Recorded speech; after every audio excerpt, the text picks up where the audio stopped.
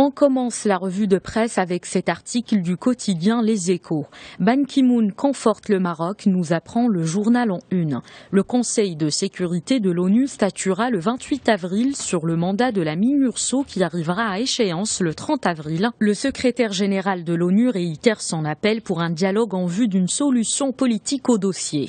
Les Échos nous parlent d'un succès diplomatique pour le Maroc. D'après les premiers éléments du rapport de l'ONU soumis la semaine dernière au Conseil de sécurité, il ne sera pas question d'élargissement du mandat de la MINURSO, mais la priorité, c'est l'identification des populations à Tindouf, rapportent les Échos. L'éditorial de l'Économiste aborde une réforme inachevée, la réforme du code de la route. Selon le quotidien, le Maroc doit se doter des moyens nécessaires pour attaquer le mal de l'insécurité routière à la racine.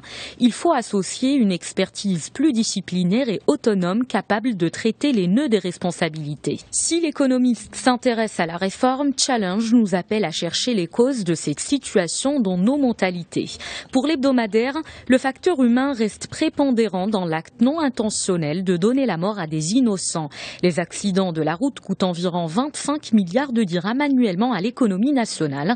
Les chiffres officiels situent ainsi les pertes entre 2 et 2,5% du PIB. Nabil Ben Abdallah, le ministre de l'Habitat et de la Politique de la Ville, s'est prêté au jeu des questions-réponses de Finance News. Son département veut assurer l'équilibre entre les quartiers à travers une politique qui préconise plus de justice sociale. Le ministère de tutelle compte injecter plusieurs milliards de dirhams dans les différentes villes du royaume. 800 millions pour Tanger, 600 pour Tétouan et 600 d'autres pour Marrakech. Cette approche s'impose vu les problèmes d'intégration dans les nouveaux logements et quartiers, peut-on lire dans les colonnes de Finance News. L'année de la léthargie institutionnelle, titre le quotidien Liberté Algérie. L'état de santé du président Abdelaziz Bouteflika a impacté négativement la vie institutionnelle, nous informe le quotidien.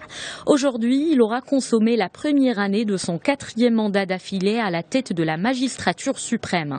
Quant à son projet phare de la révision constitutionnelle, il a manqué de le mettre en forme, commente Liberté Algérie. De son côté, El Watan se demande qui décide de quoi en Algérie. Au moment où les menaces imposent la mobilisation de toutes les énergies du pays, les institutions continuent à être fragilisées. À l'origine de cette situation, la vacance prolongée au niveau de la présidence, écrit El Watan, qui aborde également le désastre d'une gestion et des compétences très discutables des hommes qui l'amènent, peut-on lire.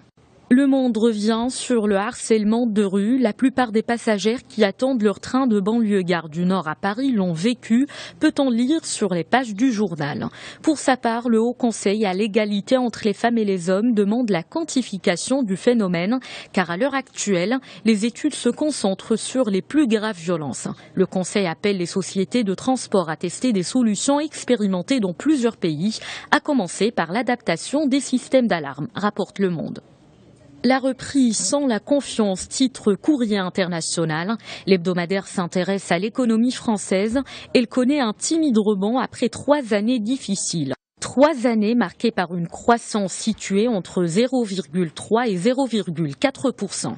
Mais aujourd'hui, l'Hexagone se dirige vers une augmentation du PIB supérieure à 1%. À l'origine de ce léger rebond, la faiblesse de l'euro, la chute des taux d'intérêt et la baisse des prix du carburant, nous explique Courrier international. Toutefois, la confiance n'est pas encore là. Tant que l'État refusera de tailler dans les dépenses, seul un rebondissement de la dette publique pourra financer les baisses d'impôts actuelles.